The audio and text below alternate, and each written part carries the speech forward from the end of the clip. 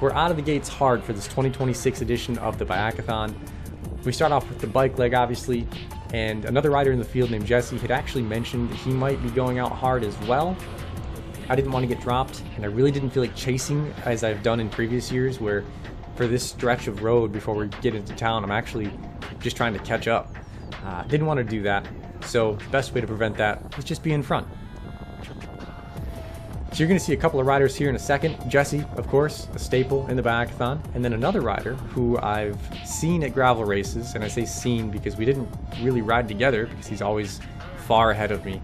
His name's AJ, and he is a very strong cyclist.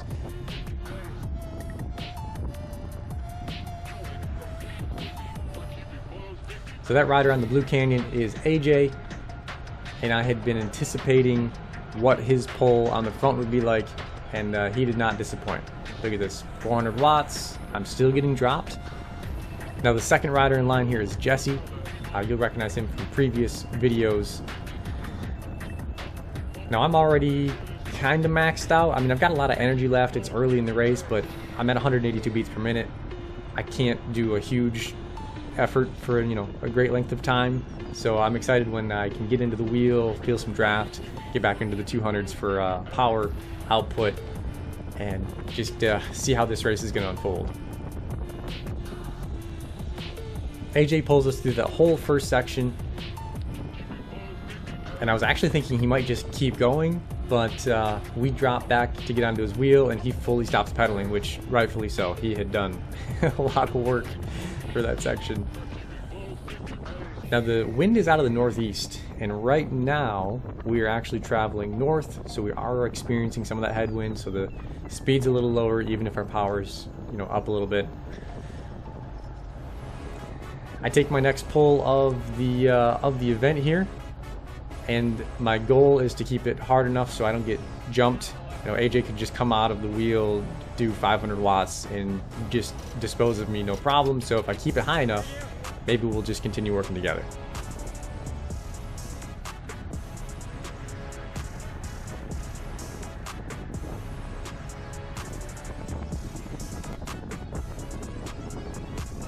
Whenever AJ would hit the wind, I mean, we're into a headwind, and I'm doing 350 to try to stay with him. I can't imagine what he was doing.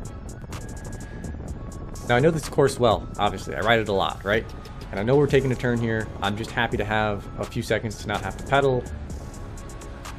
And I'm actually thinking that maybe with all the work AJ's done so far, he'll take it easy and Jesse and I will, you know, put in the appropriate turn, etc., etc. But no, he is back on the gas. Now I'm doing 450, almost 500 to try to, oh yeah, no, I'm over 500, look at that. Just to stay with him. Same story here. I want to keep the pace high enough so he is not attacking me. That's the goal anyway. I want to get as far into this bike leg with him as possible.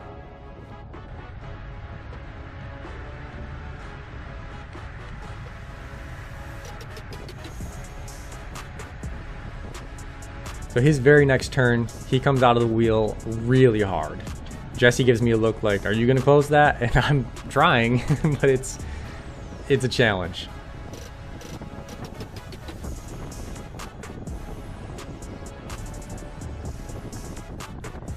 And eventually, AJ drops us in the strongest way possible, which is just maintaining his pace, and I simply cannot hold it. So that gap gets too big, I start eating way too much wind, and I fully swing off because I expect Jesse is just going to pop off of me, get onto AJ's wheel, and they're going to ride off into the sunset. Fortunately for me, Jesse did not jump onto his wheel, and we start to take turns. And as we turn right here, we're smacked with that northeastern headwind. It was pretty shocking.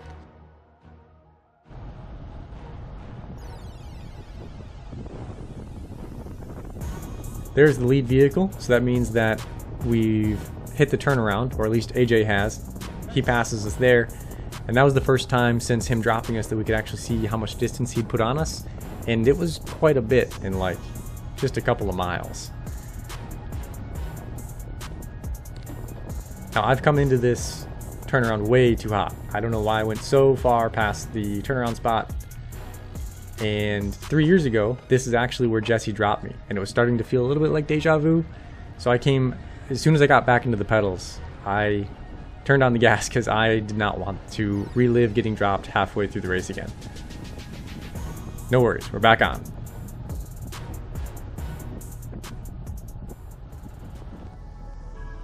I'm really enjoying myself, right? You got this nice cool day, the sky looks awesome, power is good, heart rate's back down to 174, cadence is 90 RPM, we're cruising at 22 miles an hour. Life is sweet right here. All I gotta do is get back to the finish and hopefully not have lost too much time on AJ.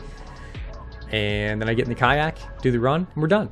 Now this was the first surge Jesse put in, and I didn't think too much of it. I was like, wow, he's wanting to get going. I didn't realize how much power I had to put down to catch back up to him. I thought maybe I had just gotten a little bit lazy, but seeing it now, that was definitely intentional.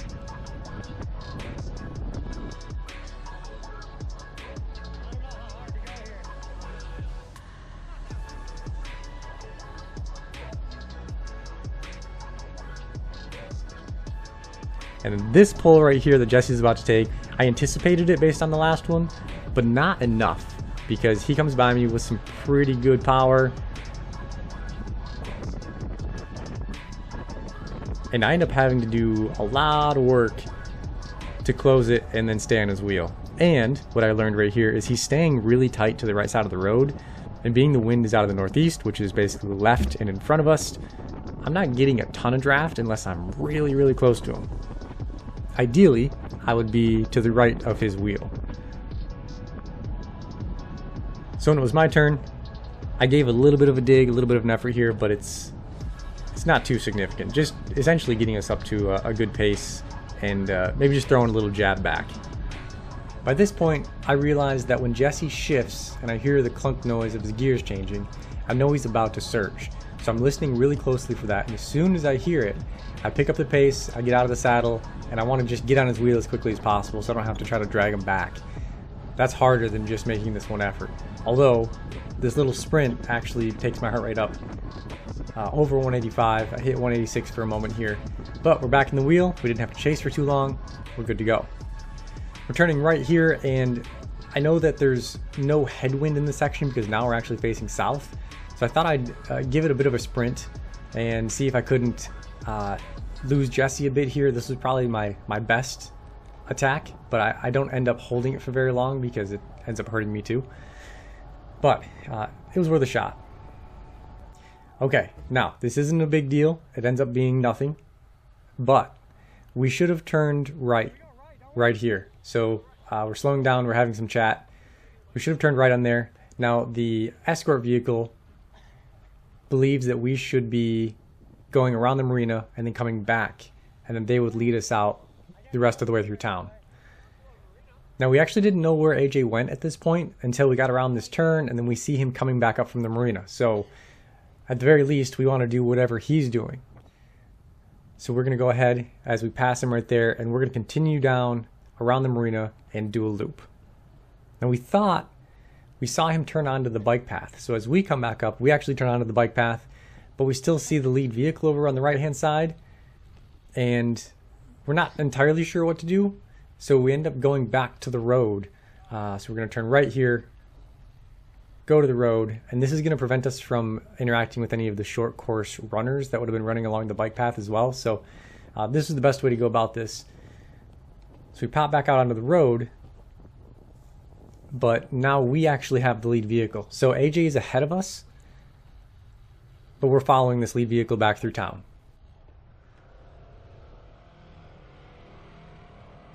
And at this point, Jesse and I actually have a little bit of conversation about what's going on. And I think the best way to show you what happened is to use Strava Flyby. So before we got to the marina, we were about 60 seconds down on AJ. You can see he's the green dot more near the right side, and then we're the black dot on the left. Here you can see we're coming out of the marina, and we thought AJ took the road because we saw a bike out there on the road, but it wasn't him. So he was actually on the bike path. Now you see our route was in black, but by the time he got to transition, if we cut out the hump in the time gap line, which is in the bottom right hand corner, That hump exists because we went the opposite direction for a little while. If we chop that off, the time gap actually ends up being pretty much what it should have been, give or take a few seconds, but it's about 1:20. I say all this because after the race, we told AJ we did the same route as him because what we saw, we thought was him, and it wasn't, so we were just wrong. And after I realized we were wrong, I was really concerned that it had some bearing on the gap and the race and everything, but it actually looks like it didn't. Some things were different, but it pretty much worked out to be the same. We're rolling back through town here at the light right in the middle of town, which means that the bike portion of this race is nearly complete. And this is the first time Jesse and I have ever ridden into town together. Typically we're alone, either he's out in front or I'm in front. So this is kind of strange, and I never like to do this because Jesse's a pretty quick runner. So if he gets out into the run at the same time or even just slightly behind me, I'm usually in trouble. However, I have a surprise. I've got a new kayak, one that is different from the one in the last video that I made that I went to the paddle race with. In fact, when I went to that paddle race in Croswell, Michigan, the winner of that race and third place in that race both had the same kind of kayak, and that is the one I sought out. But first, we've got to transition, get off the bike, get in the kayak, and we'll talk about that some more.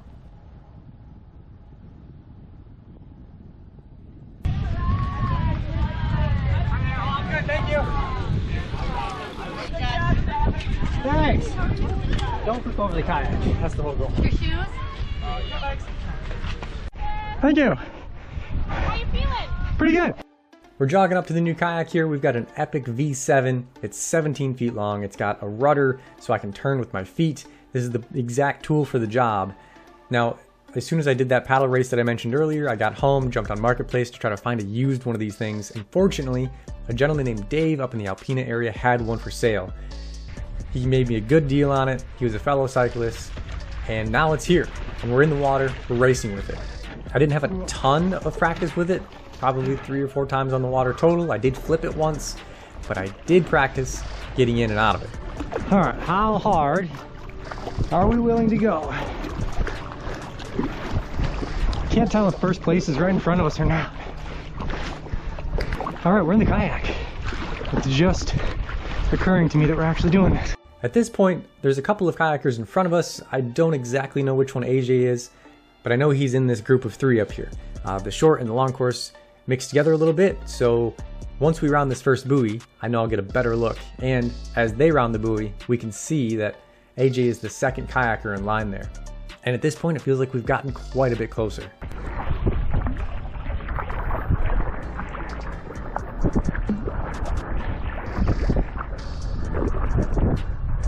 That's first place. Now this is great. I can just continue paddling, push my left foot forward, and the entire boat makes a nice, gentle left turn. Now one thing is, AJ has a fast kayak as well. It's actually faster than mine. I think it's made out of a composite material. It looked quick, but it's a little bit trickier to keep upright. We're rounding the second buoy. We're actually headed back towards shore, and you can see that AJ's doing some balancing with his paddling rather than just being able to put out power. And the water was a little choppy. I did have a couple of waves roll over the front of the boat, so I can understand why that would be the case.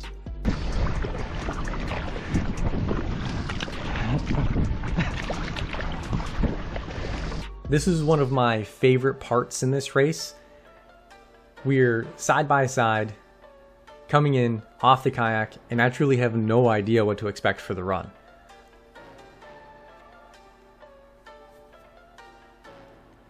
We chat for a little bit here, but otherwise it's just trying to finish up this kayak portion.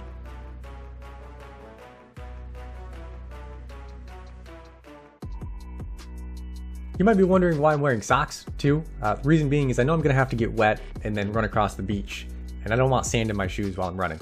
So if I wear these across the beach, I can take these off, new socks in the shoes, off and running with a clean pair of feet.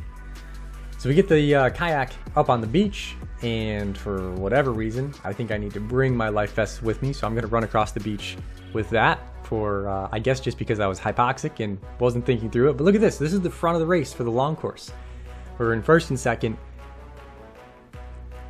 We get our shoes on. It takes forever for me to get my socks and shoes on. It does every year, but there's no way to do it without fully changing for me personally. And we're out on the run. Now AJ got out a little bit ahead, and I didn't take a camera because I didn't want to have to carry any extra weight. I really wanted to win this race. So the best thing I could do is show you on Strava flybys. So AJ gets out first, and then he is like 20 or 30 feet ahead of me for a long time. In fact, it's like the whole first mile of this 5K. So our dots are right on top of each other on this explanation here. But then finally I catch up and I'm able to pass him. But I don't just lose him. It's just a slow grind to slowly whittle away and get a little bit more of a lead. Now I'm also really worried about Jesse. I don't believe he recorded on Strava, so I can't add his dot here.